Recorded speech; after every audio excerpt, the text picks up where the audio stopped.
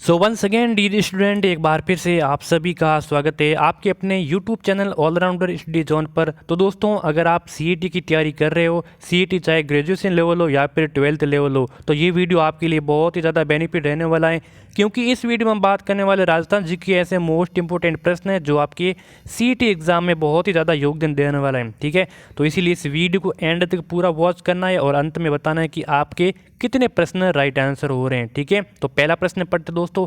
आज के इस सीरीज का पहला प्रश्न है कि बसंतगढ़ का शिलालेख किस जिले से संबंधित है। दोस्तों, 4 ऑप्शन दिए गए हैं, कौन सा करेक्ट आंसर हो जाएगा। देखिए, बसंतगढ़ का जो शिलालेख है किस जिले से संबंधित है, तो सिरोही से, धौलपुर से, बीकानेर से या फिर चित्तौड़गढ़ से। तो 4 ऑप्शन दिए गए यहाँ पे। करेक्ट आंसर की दोस्तों बात की जाए तो यहाँ पे आपका जो सिरोही हो जाएगा, बिल्कुल करेक्ट आंसर हो जाएगा। बसंतगढ़ का शिलालेख जो सिरोही जिले से संबंधित है, पहला ऑप्शन करेक्ट हो जाएगा। दूसरा सवाल है दोस्तों, मौसर क्या है। बहुत ही इंपॉर्टेंट प्रश्न है दोस्तों, मौसर क्या है, तो इसका संबंध किससे है, तो विवाह का संस्कार है। क्या मौसर एक विवाह का संस्कार है? क्या मौसर जन्म का संस्कार है? क्या मौसर मृत्यु भोज की प्रथा है, या फिर इनमें से कोई नहीं। तो देखिए दोस्तों, मौसर क्या है, तो मौसर एक मृत्यु भोज की प्रथा है। सी ऑप्शन आपका करेक्ट आंसर हो जाएगा। ठीक है, आगे बढ़ते हैं। अगले सवाल है कि केसरिया बालम आओ नी पधारो हमारे देश को कौन सी राग में प्रसिद्धि मिली है। इसको देखिए, जो केसरिया बालम आओ नी पधारो हमारे देश है, इनको कौन सी किस राग से प्रसिद्धि मिली है। ठीक है, तो भोपाली, दादरा, पिल्लू या फिर मांड। 4 ऑप्शन दिए गए, करेक्ट आंसर कौन सा हो जाएगा, तो यहाँ पे करेक्ट आंसर हो जाएगा मांड। ठीक है, डी ऑप्शन यहाँ पे करेक्ट आंसर हो जाएगा। आगे बढ़ते हैं। टोडगढ़ रावली अभयारण्य किस जिले में स्थित है। अजमेर में, भीलवाड़ा में, राजसमंद में, पाली में। ठीक है, टोडगढ़ रावली अभयारण्य ये किस जिले में स्थित है, तो ये स्थित है अजमेर जिले में। ठीक है, अजमेर जिले में स्थित है, पहला ऑप्शन आपका इसमें करेक्ट हो जाएगा।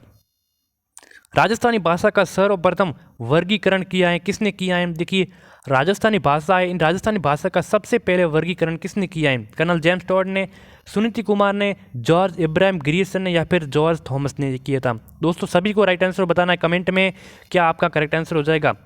तो देखिए, राजस्थानी भाषा को सर्वप्रथम वर्गीकरण किया तो ये किया था जॉर्ज अब्राहम ग्रियर्सन ने किया था। ठीक है, जॉर्ज अब्राहम ग्रियर्सन ने, आपका जो सी ऑप्शन है इसमें करेक्ट आंसर हो जाएगा। दोस्तों, अगला सवाल है कि नेजा नृत्य किस त्यौहार पर आयोजित किया जाता है। जो नेजा नाम का नृत्य है ये किस त्यौहार पर आयोजित किया जाता है, तो दीपावली के त्यौहार पर, होली के त्यौहार पर, गणगौर के त्यौहार पर या फिर गणेश चतुर्थी के त्यौहार पर। तो देखिए, नेजा नृत्य दोस्तों होली के त्यौहार पर आयोजित किया जाता है। बी ऑप्शन आपका इसमें हो जाएगा करेक्ट आंसर। आगे बढ़ते हैं बिना किसी देरी के।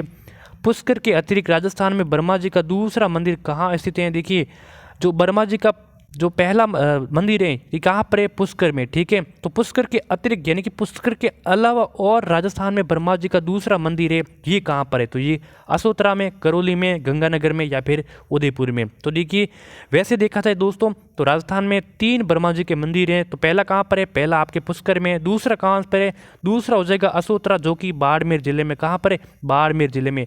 अब पूछ लिया जाए कि तीसरा कहाँ पर है, तो तीसरा हो जाएगा आपके छींच। कहाँ पर हो जाएगा, छींच, जो कि बांसवाड़ा जिले में स्थित है। ठीक है, तो तीनों के तीनों आपको याद रखना है, तो पहला ऑप्शन इसमें करेक्ट हो जाएगा। अगला सवाल है, राजस्थान के वो लोक देवता जिन्हें शेषनाग का अवतार माना जाता है, किस लोक देवता को शेषनाग का अवतार माना जाता है, तो देवनारायण जी, पाबू जी, हड़बू जी, वीर कला जी। तो दोस्तों, सभी को राइट आंसर कमेंट में बताना है। तो देखिए, राजस्थान के जो वीर कला जी लोक देवता हैं इनको शेषनाग का अवतार माना जाता है। डी ऑप्शन आपका इसमें करेक्ट हो जाएगा। चलिए आगे बढ़ते हैं। राजस्थान में भीलों के द्वारा की जाने वाली भूमिगत कृषि। देखिए, राजस्थान में जो भीलों के द्वारा की जाने वाली भूमिगत कृषि क्या कहलाती है, वालरा, चिमाता, दाजिया या फिर झूम। सभी को राइट आंसर कमेंट में करना है और सोचना है क्या करेक्ट आंसर हो जाएगा। तो राजस्थान में जो भीलों के द्वारा की जाने वाली भूमिगत कृषि है उनको चिमाता कहा जाता है, जो आपका बी ऑप्शन है इसमें करेक्ट आंसर हो जाएगा। चलिए आगे बढ़ते हैं। सेरिकल्चर किससे संबंधित है, बहुत ही इंपॉर्टेंट प्रश्न है। सेरिकल्चर का संबंध किससे है, अंगूर की खेती से, रेशम उत्पादन से, मधुमक्खी पालन से या फिर मछली उत्पादन से। तो सेरिकल्चर किससे संबंधित है दोस्तों, सेरिकल्चर संबंधित है, ये रेशम उत्पादन से संबंधित है। बी ऑप्शन आपका इसमें करेक्ट आंसर हो जाएगा। बात की जाए अंगूरों की खेती से, तो अंगूरों की खेती वीटी कल्चर से संबंधित है। किससे, वीटी कल्चर से, इसको भी याद रखना। और बात की जाए मधुमक्खी पालन से, तो इसका है एपीकल्चर से संबंधित है। ठीक है, और मछली पालन किसका संबंध है, इसको आपको कमेंट में बताना है। ठीक है, मछली पालन का संबंध किससे है। आगे बढ़ते हैं, गरीब की फसल के नाम से कौन सी फसल जानी जाती है? कौन सी फसल गरीब की फसल के नाम से जानी जाती है? बहुत ही इंपॉर्टेंट प्रश्न है दोस्तों। देखिए, अभी तक आपने चैनल को सब्सक्राइब नहीं किया तो देर किस बात की है, किस बात की देर है, कर दीजिए और नोटिफिकेशन को भी ज़रूर ऑन कर लें ताकि अगली क्लास आती है आप सभी को पता चल सके। गरीब की फसल के नाम से कौन सी फसल जानी जाती है? बाजरा, मक्का, ज्वार, ग्वार। 4 फसलों के नाम दिए गए हैं। तो गरीब की फसल है, ये ज्वार की फसल को कहा जाता है। यहाँ पे किसकी? ज्वार की। सी ऑप्शन इसमें करेक्ट हो जाएगा। कालीबंगा का शाब्दिक अर्थ क्या है? काले रंग की चूड़ियाँ, काले रंग की जूतियाँ, काले रंग की मटकियाँ, काले रंग की लड़ियाँ। कालीबंगा का शाब्दिक अर्थ क्या है? कालीबंगा का शाब्दिक अर्थ है काले रंग की चूड़ियाँ। ठीक है, कालीबंगा का अर्थ क्या है? देखिए, काले रंग की चूड़ियाँ। पहला ऑप्शन इसमें करेक्ट हो जाएगा।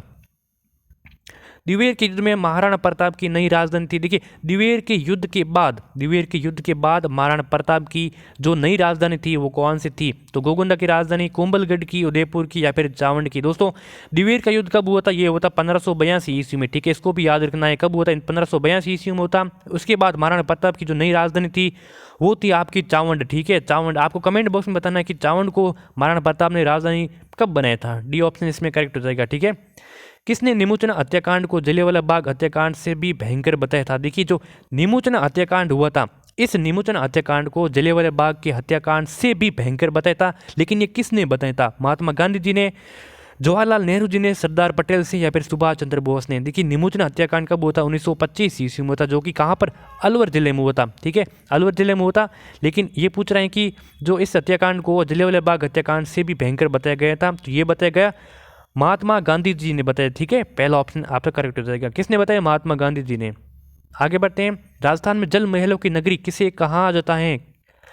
जल महलों की नगरी किसे कहा जाता है? तो उदयपुर के जल महल को जल महलों की नगरी कहा जाता है, जयपुर के जल महलों को, बूंदी के जल महलों को या फिर डीग के जल महलों को जल महलों की नगरी कहा जाता है। किसको कहा जाता है? सभी को कमेंट में अपना आंसर देना है। तो राजस्थान में जल महलों की नगरी कहा जाता है, ये आपके डी के जल महलों को कहा जाता है, जो आपका चौथा ऑप्शन है इसमें करेक्ट आंसर हो जाएगा। चलिए दोस्तों, आगे बढ़ते हैं। राजस्थान में क्रीड़ा विश्वविद्यालय कहाँ स्थित है? क्रीड़ा विश्वविद्यालय कहाँ स्थित है? सीकर में, उदयपुर में, गंगानगर में या फिर झुंझुनू में। 4 जिले दिए गए, कौन सा करेक्ट आंसर हो जाएगा? तो देखिए, क्रीड़ा विश्वविद्यालय ये राजस्थान के झुंझुनू जिले में स्थित है। कहाँ पर है? झुंझुनू जिले में। डी ऑप्शन इसमें करेक्ट आंसर हो जाएगा। क्लियर है यहाँ तक? आगे बढ़ते हैं, राजस्थान की काशी किसे कहा जाता है? राजस्थान में देखिए, राजस्थान की काशी किसे कहा जाता है? बूंदी को, जयपुर को, बांसवाड़ा को, डीडवाना को। ठीक है, तो राजस्थान की काशी कहा जाता है, किसको कहा जाता है? बूंदी को कहा जाता है, याद रखना। ठीक है, अगर सवाल में ऐसा आ जाए कि राजस्थान की द्वितीय काशी, राजस्थान की द्वितीय काशी किसे कहा जाता है? तो ये कहा जाता है किसको? गलता जी को। ठीक है, गलता जी। और ये कहाँ पर है? ये जयपुर में। ठीक है, जयपुर में। तो राजस्थान की काशी बूंदी को, पहला ऑप्शन करेक्ट इसमें। अगला सवाल है कि हंस के पालन के लिए राज्य के कौन से, इसमें यहाँ पे कौन से कर देना। ठीक है, कौन से जिले को चुना गया है? देखिए, हंस के पालने के लिए कौन से, मतलब राज्य के कौन से जिले को चुना गया है? तो अजमेर को, अलवर को, टोंक को, बांसवाड़ा को। तो देखिए, हंस के पालने के लिए राज्य के टोंक जिले को चुना गया है। ठीक है, सी ऑप्शन इसमें आपका करेक्ट हो जाएगा, टोंक जिले को। अगला सवाल है कि राजस्थान की राज्यसभा में कुल कितनी सीटें हैं? राजस्थान की राज्यसभा में कुल कितनी सीटें हैं? यहाँ पे मिस प्रिंट हो गया, यहाँ पे वह नहीं है ही है। ठीक है, राजस्थान की राज्यसभा में कुल कितनी सीटें हैं? तो 210 या फिर 25 सीटें हैं। तो देखिए, राज्यसभा में कुल कितनी सीटें हैं? तो ये हैं टोटल 10 सीटें हैं। अगर लोकसभा की बात की जाए तो ये हो जाएगा 25। अगर दोनों की बात की जाए तो इनको कर देना है प्लस में। ठीक है, दोनों को प्लस कर देना, टोटल हो जाएगी 35 में। तो फिलहाल राज्यसभा की पूछा है तो यहाँ पे हो जाएगी कितनी? 10 हो जाएगा, जो आपका बी ऑप्शन है यहाँ पे करेक्ट हो जाएगा। अगला सवाल है कि सरपंच अपना त्याग पत्र किसे देता है? प्रधान को, जिला प्रमुख को, संभागीय आयुक्त को या फिर विकास अधिकारी को।